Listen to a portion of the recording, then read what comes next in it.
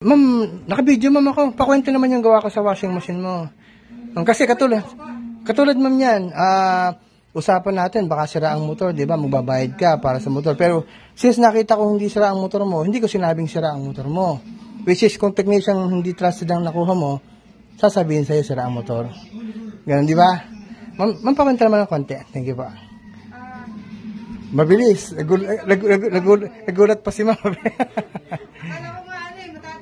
Ma'am, actually kasi very basic lang kasi ito. Automatic washing machine nga.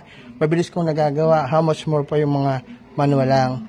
Ma'am, then binigyan ma'am ko ng 2 months warranty ha. Doon sa aking, repair na ginawa.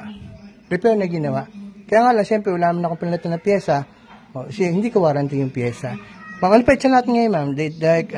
Document natin. June 6. June 6, 2024. Sige ma'am, bali 2 months warranty ma'am. Bali kapag nagka-problem ulit yung dryer mo, yun. Kaya nga lang, wala akong warranty yung pyesa since wala akong pinalitan pyesa. Para documented din yung warranty ko sa'yo. Warranty nyo lang po yung mismo na lang. Oo. Let's say, today naman pag-usapan yan. Let's say, within 2 months, magka-problem, tawag lang kayo sa akin para tingnan ko kung ano yung may tutulong ko. Wala nga lang kasi akong pinalitan pyesa eh. Kaya hindi ko siya mabibigyan ng warranty. Let's say, motor, hindi ko pinalitan. Wala akong warranty sa motor mo kasi yan pa rin yung dating motor. Thank you so much ha. Dito po ito sa Westwood. Purpose ko to sa FB ha. Para makatulong ka rin sa iba na matagpuan yung technician na hindi, yung technician na trusted. Thank you ma'am. Dito po ito sa Westwood 2. Westwood 2, Lancaster.